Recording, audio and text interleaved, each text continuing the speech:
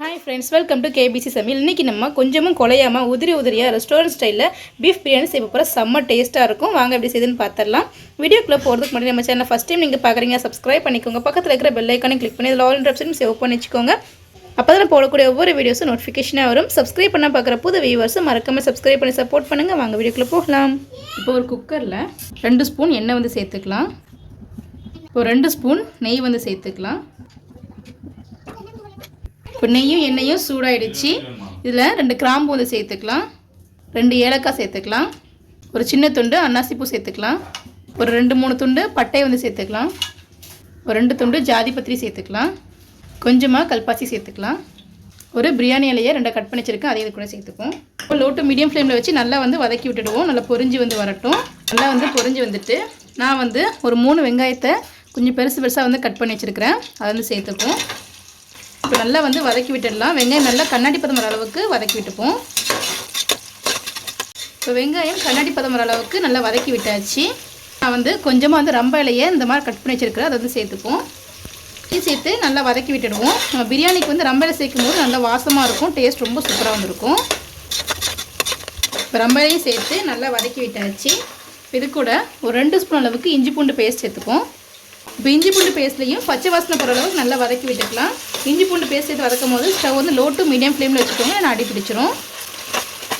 இஞ்சி பூண்டு பேஸ்ட்லையும் பச்சை வாசனை போகிற அளவுக்கு நல்லா வதக்கி விட்டாச்சு. பச்சை மிளகாவை இந்த மாதிரி வந்து பாதியாக வந்து கீரி வந்து வச்சுருக்கோம், அதையும் சேர்த்துப்போம். இப்போ அதையும் சேர்த்துட்டு நல்லா வதக்கி விட்டுடலாம். நம்ம வந்து வத்தல் தூள் வர சேர்க்க வேண்டியது, பச்சை மிளகாவும் காரத்துக்கு தகுந்த மாதிரி பார்த்து சேர்த்துக்கோங்க. நல்லா வந்து வதக்கி விட்டாச்சு. இது கூட வந்து கொஞ்சமாக வந்து புதினா இலை, கொஞ்சமாக கொத்தமல்லி இலை, இப்போ அதையும் சேர்த்து நல்லா வதக்கி விட்டுடலாம். இந்தளவுக்கு நல்லா வதக்கினதுக்கப்புறம் ஒரு 2 தக்காளியை சும்மா ரஃபாக பெருசாக கட் பண்ணி வச்சுருக்கிறேன், அதையும் சேர்த்துக்கலாம். இப்போ அதையும் சேர்த்து நல்லா வதக்கி விட்டுடலாம். இந்தளவுக்கு நல்லா வதக்கி விட்டாச்சு. இப்போ தேவையான அளவுக்கு உப்பு வந்து சேர்த்துக்கலாம். 1 ஸ்பூன் வத்தல் தூள் சேர்த்துப்போம், நீங்கள் காரத்துக்கு தகுந்த மாதிரி சேர்த்துக்கோங்க. அதையும் சேர்த்து நல்லா வதக்கி விட்டுடலாம். பச்சை மிளகாவும் சேர்த்துருக்கனால வத்தத்தூள் வந்து காரத்துக்கு தகுந்த மாதிரி சேர்த்துப்போம். வெந்தளவுக்கு நல்லா வதக்கினதுக்கப்புறம் ஒரு 3 ஸ்பூன் தயிர் வந்து சேர்த்துக்கலாம். புளிப்பு இல்லாத நல்ல ஃப்ரெஷ்ஷான தயிர், அது இது கூடவே சேர்த்துப்போம். இப்போ அதையும் சேர்த்து நல்லா வந்து வதக்கி விட்டுடுவோம்.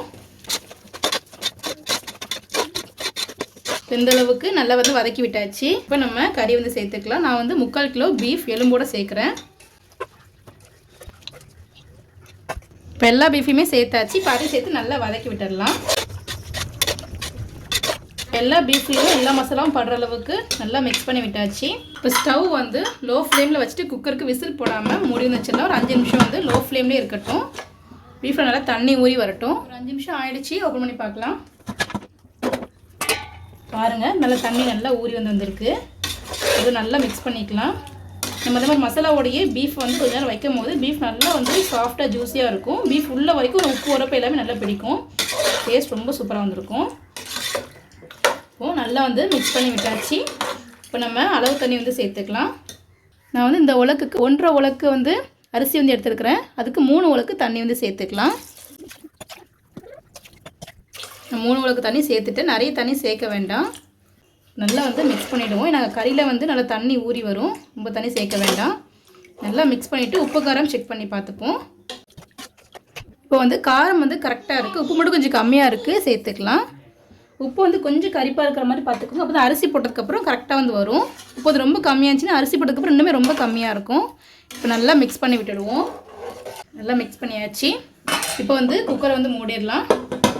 விட்டு ஒரு 7-8 விசில் வந்து போட்டு எடுத்துப்போம். ஸ்டவ் நல்லா ஹை ஃப்ளேமில் வச்சுக்கலாம். இப்போ ஒரு 7 விசில் வந்துடுச்சு, ஓப்பன் பண்ணி பார்க்கலாம்.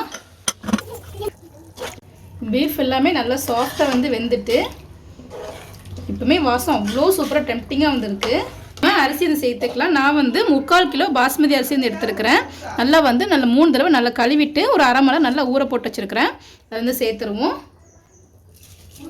அந்த கறி தாளித்து போடும் போது அரிசி வந்து ஊற போட்டிருக்கிறேன், ரொம்ப நேரம் ஊற போட வேண்டாம். அந்த தண்ணி நல்லா வடிச்சிட்டு அரிசியை சேர்த்துக்கலாம். நம்ம எல்லா அரிசியும் சேர்த்தாச்சு. மெதுவாக வந்து மிக்ஸ் பண்ணிவிடுவோம். ஊற வச்சுருக்க அரிசினால அரிசி வந்து உடையும், நல்லா ஜென்டலாக வந்து மிக்ஸ் பண்ணிக்கலாம். நல்லா மிக்ஸ் பண்ணியாச்சு. அப்படியே வந்து கொஞ்சமாக முந்திரி பருப்பு சேர்த்துக்கலாம். பிரியாணிக்கு வந்து முந்திரி பருப்பு சேர்க்கும் போது சாப்பிடும்போது டேஸ்ட் ரொம்ப சூப்பராக வந்துருக்கும். ஃபைனலாக வந்து கொஞ்சமாக வந்து புதினா இலையும் கொத்தமல்லி இலையும் சேர்த்துக்கலாம். ஒரு ஹாஃப் லெமனை வந்து பிழிஞ்சு வந்து எடுத்துப்போம். நம்ம லெமன் ஜூஸ் சேர்க்கும் போது அரிசி வந்து உடையாமல் குலையாமல் உதிரி உதிரியாக இருக்கும். இப்போ நல்லா மெதுவாக மிக்ஸ் பண்ணிவிடுவோம். இப்போது நல்லா மிக்ஸ் பண்ணியாச்சு. இப்போ ஸ்டவ் நல்லா ஹை ஃப்ளேமில் வச்சு குக்கரை வந்து மூடி போட்டுருவோம். 2 விசில் மட்டும் போட்டு எடுத்துக்கலாம், அதுக்கு மேலே போட்டுறாதீங்க, அடி பிடிச்சிடும். இப்போ 2 விசில் வந்துருச்சு, ப்ரெஷரும் நல்லா தானாக ரிலீஸ் ஆகிடுச்சு. இப்போ ஓப்பன் பண்ணி பார்க்கலாம். இப்போ நம்மளுடைய பீஃப் பிரியாணி ரெடி ஆகிடுச்சு. இப்போ வந்து மெதுவாக வந்து எடுத்து பார்ப்போம். பாருங்கள், கொஞ்சம் கூட குலையில் அரிசி எதுவுமே உடையாமல் நல்ல உதிரி உதிரியாக வந்து கிடச்சிருக்கு. பிரியாணி வந்து ரொம்ப சூடாக இருக்கிறனால ரொம்ப வந்து ஹார்ஷாக கிளறாமல் ரொம்ப சாஃப்டாக ஜென்டலாக வந்து கிளறி விட்டுப்போம். ரொம்ப சூப்பராக நல்ல பர்ஃபெக்டாக வந்து கிடச்சிருக்கு. சுட சுட சர்வ் பண்ணிடலாம். இப்போ நம்மளுடைய சூப்பரான பீஃப் பிரியாணி ரெடி ஆகிடுச்சு. ரொம்ப டேஸ்ட்டாக இருக்கும். கொஞ்சமாக குலையாமல் உதிரியாக ரொம்ப சூப்பராக வந்துருக்கும். நீங்களும் வீட்டில் ட்ரை பண்ணி பாருங்கள். எப்படி சொல்லி கமெண்ட் பண்ணுங்கள். இந்த வீடியோ உங்களுக்கு பிடிச்சிருக்குன்னு நினைக்கிறேன். பிடிச்சிருந்தா லைக் பண்ணிக்கோங்க. உங்கள் ஃப்ரெண்ட்ஸ் அண்ட் ஃபேமிலிஸ்க்கும் ஷேர் பண்ணுங்கள். இது போல் நிறைய வீடியோஸ் பார்க்கணும் மறக்காம சேனலுக்கு சப்ஸ்கிரைப் பண்ணிக்கோங்க. நம்ம சேனலில் பிரியாணி ரெசிபிஸ் நிறைய போட்டிருக்கோம். அதோட லிங்க் டிஸ்கிரிப்ஷனில் இருக்கிற மறக்காம செக் பண்ணி பார்த்துக்கோங்க. ரொம்ப ஈஸியாக இருக்கும். ரொம்ப டேஸ்ட்டாகவும் இருக்கும். தேங்க்ஸ் ஃபார் வாட்சிங்.